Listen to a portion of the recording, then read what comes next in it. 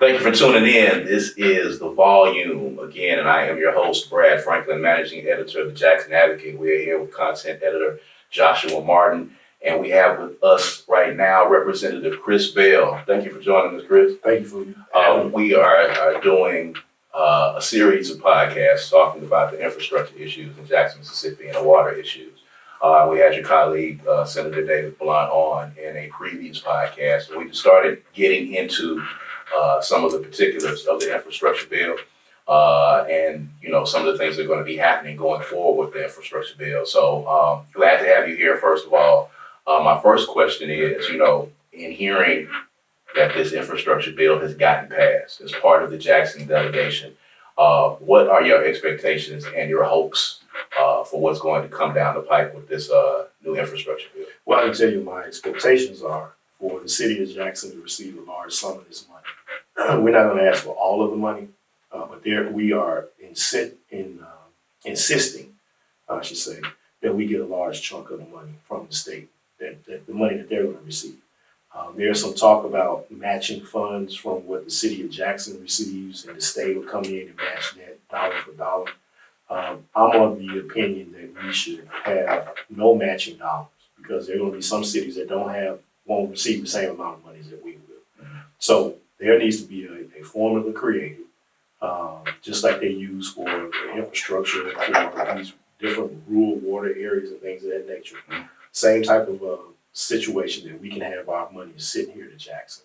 We have a large group of individuals at the Capitol that still have a sense of Jackson doesn't need anything. Right. And we're fighting back against those individuals. So this is one olive branch that the state and those leaders, mainly the governor and lieutenant governor, can bring to the Jackson delegation in the city of Jackson. Since they want to help us so much, let's see what they decide to do. Right, it's actually time to put up or shut up. Right. We did talk about this with Senator David Blunt about what can be done and what the Jackson delegation is doing to combat the attitude that exists in the legislature that, Jackson should basically fend for itself. We've given enough to Jackson. We do realize that there are other parts of the state that do need assistance, but what are you guys doing to convince the rest of these legislators that, we don't need all of this money, but this is the capital and there should be some money set aside for it? Right. I mean, we're doing everything that we can, to be quite honest. From having hard conversations with other individuals that don't look like me and you, to let them understand that, again, this is the city of Jackson. Jackson is a trunk, and the rest of the state are the branches. Right. If the trunk dies, the branches die. Right. And once they understand that argument, some are coming to the light to understand. You have some of those individuals that say, hey, look, I love Jackson, I want to do all I can to help Jackson. Well, don't just tell me, tell leadership. Tate Reeves controls a certain part of DFA and MDA. So, hey, all those monies that you set aside to give other folks in other counties, like the Gulf Coast with the BP money that we had a couple of years ago, we allocated the majority of that money to those 6 coastal counties. Right. That money was for the entire state. We were left out. Right. Hines County got $50,000. Wow. 50. Wow. So those attitudes have to change. Right. We need our allies, our brothers and sisters on the opposite side of the aisle to understand that. And they need to bring that message to the lieutenant governor and the governor. Well, I'll ask you this question, Chris, and you born and raised in Jackson, I've known you for a long time, and you've watched the changes that have happened in the city. How do we get to where we are right now with the infrastructure? And we know, with you getting into politics, later on in your adult life, but growing up here and seeing what has happened with the roads, with the water system, now that you are in the mix in the Capitol, how do we get to this point today where our infrastructure is in such bad shape? Well, I mean, it's a number of reasons. I can recall being in high school, and I think it was Kane Ditto was the mayor at the time. Yeah. And he had a press conference, city council had a meeting. I remember it very vividly. And he said, this is going to cost us a lot of money. We need to start putting some money aside. We need to raise some taxes. I remember that. Right. The city council at the time didn't vote to raise the taxes. Kane did nothing. You had the other mayor come behind Kane was Harvey. Mhm. It was Harvey. Mhm. Harvey tried, nothing came about it. Mhm. And it's been kicked down the road for so long Mhm. that now we're here. You know, if you see your roof needs some shingles replaced, and you say, "Yeah, I'll wait till next Get it month." down the road, right? Yeah. Right. Now you need a new roof. Right. So this is where we are. And it's not just the city of Jackson. It's everywhere. It's all over the country. Infrastructure has been crumbling around our country for the longest. We just have to figure out a way to put our dollars where we need to. Our water and sewer issues need to be taken care of. Our roads and bridges need to be taken care of. I remember a battle in the Capitol with Tate Reeves that he didn't want to provide enough funds to fix our roads and bridges. And I Right. remember one of the members, as we've always said, hey, it's going to take a school bus of kids dying on the bridge in order for us to get It's something. unfortunate. Right. Right. Right. And Right. Josh? I agree with you. I just think people, want to see some receipts. They want to see where their money is going. Just recently, we had a boil water notice. The problems are continuing. So I think that for people, I guess my age, we just want to see receipts. There's always a lot of talking going on, and the higher ups always are trying to figure out a plan. But once we get a concrete plan, when are we going to see those effects? Like, when are we going to see the improvements and the changes? Because we've been talking about it for years, but we still are in the same boat. so let me tell you what's funny about that. And I agree with you 100%. During the midst of the boil water notice, not this last one, but during the freeze, we had a conversation, members of the Hines County delegation had a conversation with the lieutenant governor and the speaker of the House. Right. And they said, hey, we need a plan. Bring us a plan. Right. Okay, well, we'll bring you a plan, which, the city of Jackson has been working on the plan. But I can't bring you a plan for an emergency, an act of God that just hit the city and other southern cities. We need some money, bro. Right.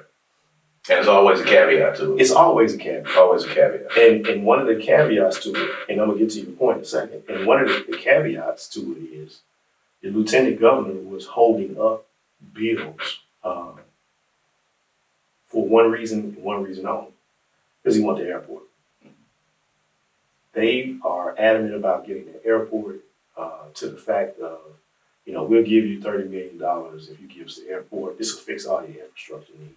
Right. No, it won't. No. It won't. And it's a lot, and explain for the lay people that are listening who have not been privy to the airport discussion. This has been going on for a long time. And they're trying to steadily get the airport from Jackson and offering pennies on the dollar for the airport. Why is that piece of land and why is that airport so important? And why is that conversation continuing? Well, the airport is in layman's terms, it's a cash cow. It's very solid. They're making money. They have a lot of land that can be utilized for new businesses. Right. And the individual that happens to own some land adjacent to the airport is a senator by the name of Josh Harkins. Okay. Good guy. Good guy. But I understand, he's trying to. Now, a lot of people don't know that. That's why it's really key that you get all of the background information on the story, because this is how these discussions actually started. Exactly. And that piece of land, that airport, is a vital piece of the city of Jackson. And you take that away, make it a state airport or regional airport, as they claim, does nothing for the city of Jackson. One of the things that they said that they want the airport was because Southwest wasn't in. Well, guess what? Southwest came back. Now, why do you want the airport? And those are some of the reasons why you can't get receipts immediately.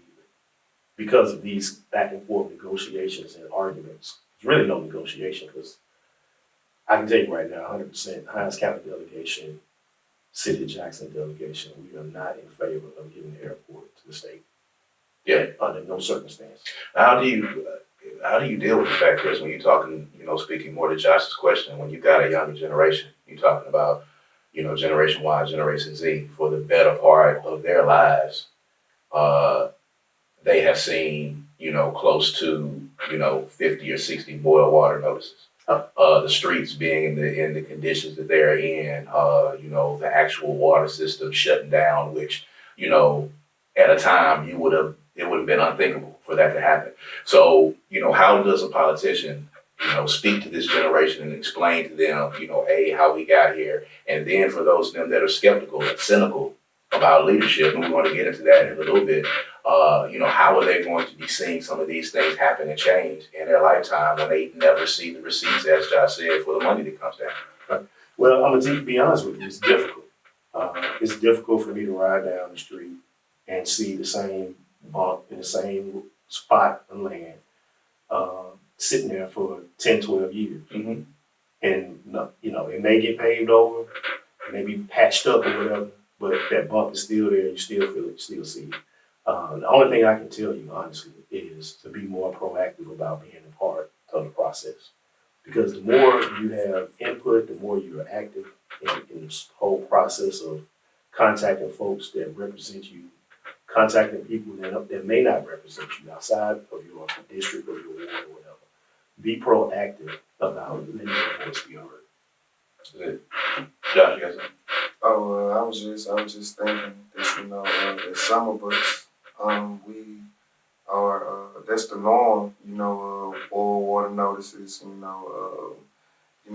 Having big, the big 24, 48 packs of water. Like that's normal for us. Like I was just thinking, like it shouldn't be like that. Like we're used to it, and so like. If the most recent boil water notice, like it really didn't affect me because this is something that I'm used to. Right. I'm used to boiling my water. I'm used to not drinking tap. So I just think that in order for us to improve and move forward, we have to break that norm. Like it's not normal for us to have a faulty infrastructure on a number of bases. So Right. I think this, from my perspective, I think we need to just that's not normal. Like it's not normal for us to be living this way. So, I agree with you 100%. I want to switch subjects, but yeah, it's, which is unfortunate, but at one point you had police officers killing black males every other week. Mm-hmm. And it got to the point where I was just numb to it. Right. And I know how you feel now, because I'm the same way. And it's unfortunate that we are numb to this, that we are used to living under these circumstances, which we shouldn't, as you said. But the only way we can get out of this failed clutch of circumstance is to be proactive. I mean, I don't want to use profanity, but get on their butts. Seriously, get on us. Reach out to the folks again. Make conversations with folks. And the other part of it too is have a dialogue with people that don't look like us. Because those are the ones that are really hurting us. Right. When you have people in the Capitol and even outside of the Capitol say, hey, I don't want my wife getting gas in Jackson. Or don't stop in Jackson, don't buy anything in Jackson. But you come down here to work in Jackson. Right. The legislatures spend a huge amount of their time in the city of Jackson. And, just recently, we had the EPA chief to come in, one of the people from the EPA, and just as he comes into town, there's a boil water notice as he's going to tour, the water facilities. What kind of conversations are taking place in the legislature? Because you guys are in the city of Jackson, and you guys are affected by this. You are, using the bathrooms. These people are staying in Jackson while you guys are in session, so this affects them. Is this not in any way, shape, form, or fashion, becoming a priority for them to try to fix with as much work as they do in the city? Well, I think this session, some individuals, as I said before, we've had conversations, are now coming to see the light. Mm-hmm. And I think that we'll have a significant change in those attitudes. But it's not just in the Capitol, though. That's just a small part of it. The major part of it is the surrounding areas and folks that we see every day. Mm-hmm. They come into Jackson with the bad mouth about Jackson. Right. That's the other end that we're really fighting. When you have individuals who are selling properties and saying that, look, I'm looking for this type of building in Jackson, looking for this type of building, but I don't want it in Jackson. Right. Madison, Rankin, whatever, Right. county own it. Right. When you have people who own properties and say, you don't want to buy it in Jackson. Let me show you the property outside of Jackson. Mm-hmm. And these are people who have property in Jackson and are sending people outside of Jackson. Right. Right. So, And it's a bad look all around. And speaking of which, I want to segue into the conversation, of course. The Advocate is doing a larger piece on Black leadership. So when you're talking about those perceptions, you're talking about those narratives that are created. You have a lot of people, especially when we're talking about Generation Y, Generation Z, who have just become completely despondent and cynical as it relates to Black leadership. They look at TV, they look at the skirmishes that happen in the supervisors' meetings, they look at, politicians being arrested, they look at the corruption that exists. What do you think can be done as a Black politician? What do you think can be done to try to instill trust back into a newer generation of voters who you need to go to the polls to keep you in office? What can we do to instill trust back into people and into Black leadership, because it is waned a lot? right, well, and I hope I don't get in trouble for this, but, we have to give some trust back. We have to be able to be trustworthy. You mentioned the board of supervisors. Mm-hmm. The worst. Absolutely, without a doubt. It's sad that we come from a generation of respectable leaders that have always tried to do things, and then we have a group of individuals, which are all great guys Mm-hmm. in their own right, but Mm-hmm. for some reason can't seem to get it together. It's stuff like that that makes us look bad as African American statesmen and politicians. Right. And the only way, quite honest with you, is to clean it up and to get that trust back is to vote them out. Right. And how do you go through that process? Because now when people see those skirmishes, they see the stuff on TV, it's laughable in a lot of instances, but you have to know that that's not motivating. No, it's not. Them to go to the polls to vote these people out, because it's almost like a sideshow. It's almost as if, I don't care anymore, because regardless of what I do, and when I talk to a lot of young people, it is that, and, Josh will chime in on this too, but, it's really to the point now where they're like, it really doesn't matter anyway. They're really apathetic to it, to a point. Right. And it's almost, like you said, being numb to it. And it's unfortunate. In my opinion, I think that knowledge is basically being informed on the subject, and when for people of my age, I guess my age range, we don't necessarily know how their process works as far as what can we do to get the ball rolling, to have our voices heard. Like, a lot of us don't know what we can do. We don't know the power in ourselves. Like, we don't understand the impact of our vote, for one. Like, we don't understand the logistics, the things that go on behind the scenes. I'm sitting here telling you guys that I'm not sure, whether or not my vote will matter, or if my voice will be heard, or if we do get somebody younger in there, how would they, get the ball rolling as far as implementing the changes that we need. Like, a lot of us don't know, and that's why I think a lot of us are not going into politics as we should. I mean, there has been an uptick in recent years with a lot of the, like how you said, the police murders and, rioting and things like that. We have seen an uptick of younger people getting involved in politics, but when it comes to the local situation, I think a lot of us, we don't know what to do. We don't understand the impact and power that we have. Well, it's funny you mentioned that about your vote not counting. I was having this conversation this weekend. Your vote always counts. Whether it's for the candidate that you choose or not, your voice counts. Your voice needs to be heard. Every chance you have an opportunity to vote, especially on local elections, always vote. That's one way that you can assure that your voice is being heard. Local elections set the tone for your state elections and your state, legislation and things of that nature. Because once you select your circuit clerk judges, circuit court judges, they set the tone of bails, how many individuals are sentenced and where they're going, what type of process they're going to go through, whether it's a remedial court, not remedial course, but an alternative course or alternative route of sentencing or something like that. They set the tone for all that. Mm-hmm. So that's very important, especially for your mayor's race, your city council, and especially your board of supervisors. If you did not vote in that last board of supervisors election, then shame on you. Right. Right. And look, again, all those guys are great guys. But at the end of the day, you got to find a way to work together. And that's where we lack in leadership. Mm-hmm. No one wants to work with anybody because they have a personal problem with them or just don't like them. Mm-hmm. And we too old for that.